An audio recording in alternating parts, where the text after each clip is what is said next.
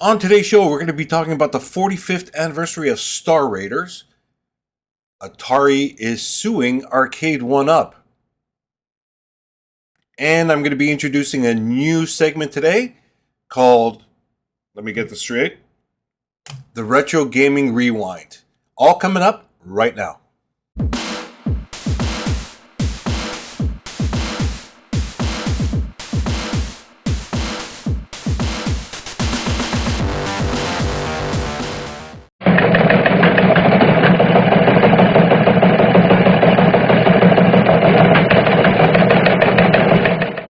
Good morning, everybody, and welcome to Dadisajoke Retro Rock and Gamer episode 73 of the Weekend Report.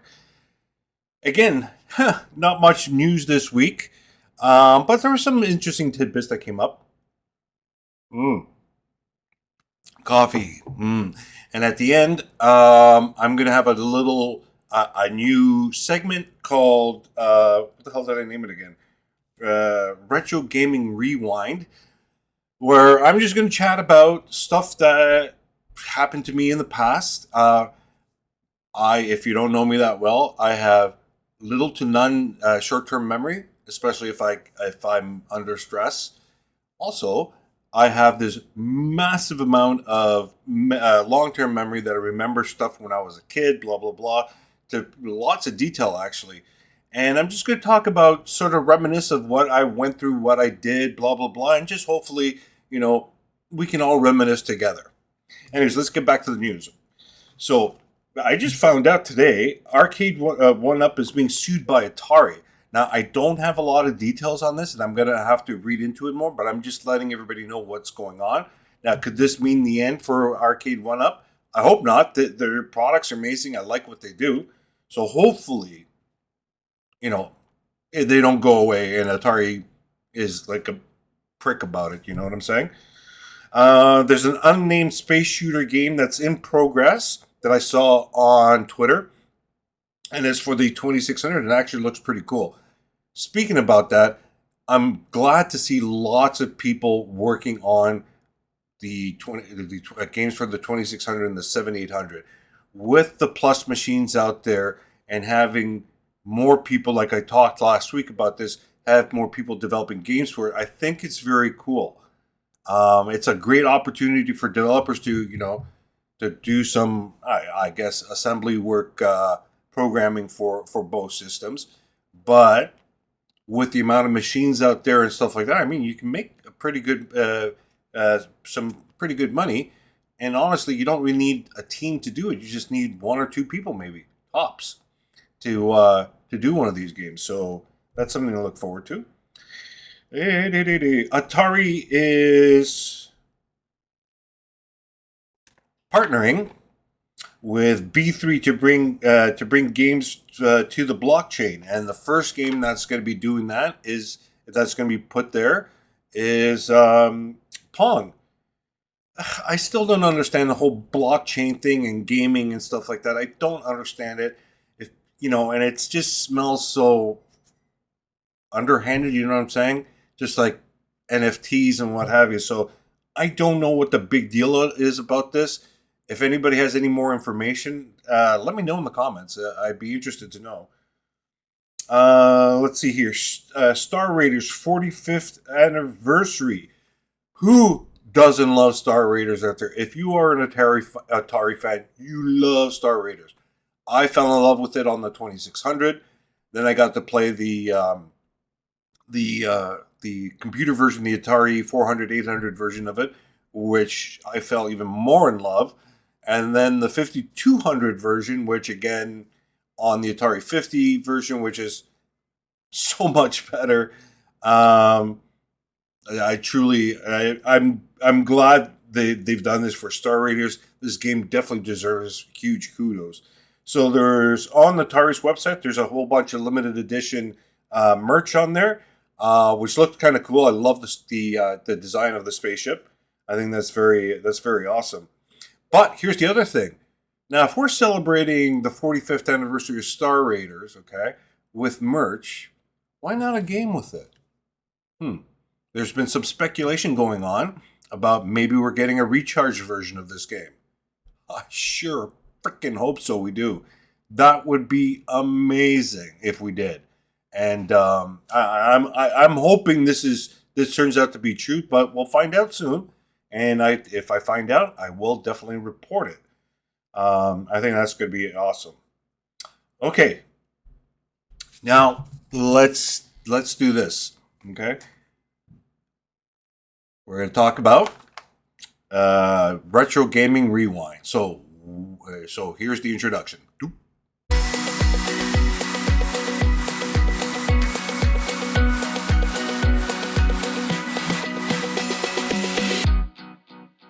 Hi everyone, this is Dadisajoke, and this is the segment of the weekend report called the Retro Gaming Rewind.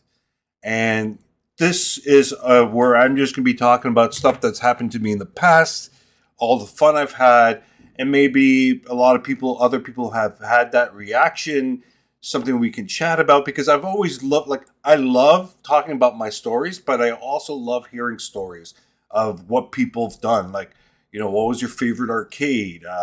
What did you do with your family when you played the 2600 or whatever? There's just so many different things that people did back in the day, which was fun and exciting, right? And there was no social media where we could take pictures and post it every second. So I'm just going back in the memory banks here and talking about that. Okay, here's the story. My best friend, Ted, that I grew up with in Montreal.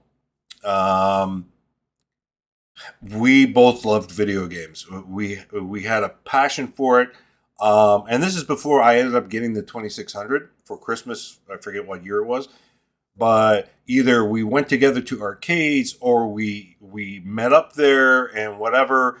But it was always fun to hang out with him and do it. But there was one special day which was hilarious. He calls me up and says, "Hey, there's an arcade called the House Arcade. It's a little bit far, but supposedly it's really good." I'm like, "Okay, let's do it." So, being young adolescents, we grabbed our bikes, but little did we know that day was chilly, not super cold, but it was chilly, raining, which in essence turned into freezing rain. So here's two of us on our stupid bikes driving on this slippery ass sidewalk. I think one of us wiped out a couple of times, or both of us wiped out a couple of times getting to this place. Okay. Now, it was a fair hike, and the weather was just shit and horrible. So I was expecting, okay, the House Arcade. I thought it was just the name of it. No, it was literally a house. Okay. Now, here's the weird thing about it. There was a strip mall or a plaza, which way you want to call it, and right in the middle of the parking lot was an abandoned home. Okay, so I guess whoever lived there didn't sell it or whatever, so they built around it. So there was this bloody house sitting there. So we finally dragged our asses there, and we get inside, and it's like, okay, so you go through the front door, okay. Up in the living room, dining room, there's a whole bunch of arcade games. And it was a split level home, so the next level down there was more games. And then in the basement there was more games. And it's funny, I decided, oh, you know what? I'm gonna go to the bathroom. I need to go to the bathroom. And it's like this abandoned bathroom in this house. And it was like, feels like I'm in somebody's house. It was really weird. It was strange as fuck. But anyway. And there were some pretty cool games that we didn't see at our at the arcades, the arcade that we normally go to. And yeah, no, it was a lot of fun. It was exciting, but it was just this weird feeling. It just I couldn't shake it. Still to this day, it's stuck in my head. That feeling that I had about it. And no, we had a ton of fun. We enjoyed it. Like I said, there was games that the other arcade didn't have. And then on the way back home, the freezing rain got even worse, and that was just hell coming back. But again, when you're that young, do you care? No, you don't care. You look at it later, and you go, "What the hell were we thinking?" But back then, it's like, no, we didn't care. We didn't care at all. It was just way, way too much fun. Mm.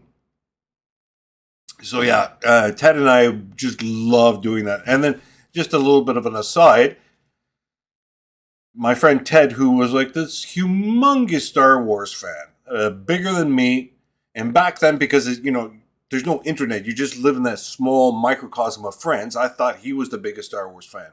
Then once the internet came around, it's like, no, dude, you're not even close to some other people that are out there. But anyway, here's the point. Um, he loved it so much when Atari released Star Wars, the arcade machine. Ted went absolutely bonkers on it, and he loved the game. And every time me and him played on it, he would destroy me. And he got so good that this arcade that we frequently a lot that we went to a lot was called Pinocchio's in a suburb of Montreal. So there's one time that I went to the arcade, and he was all there already, and he was just playing along, and we chatted and whatever. So the dude one day ended up posting like 2 million or something like that, if I remember correctly, on the high score. And every month they used to have like a list of 5 arcade games, and they used to have the high scores. And if you ended up getting the high score at the end of the month, you got a free month of games. No matter what, you can play whatever. They just pumped in quarters for you, and away you went. And the dude was just like zen, man. He's just pulling moves that I blew my mind. He was just so good at the game. And now that we're old, I want to challenge him again. Ted, remember, let's do this. Doubles. At the arcade here, the Tilt Bar arcade here in Toronto, they have a Star Wars. Let's do it, man. We got to go against each other again. Anyway, folks, that's it. That's the weekend report. Thanks for stopping by. I hope you like this new segment. If I get people who hate it, I'm not going to do it again. But I've got a shit ton of stories to talk about, and I look forward to telling you. Anyways, everybody, take care, and we'll see you next time. Bye now.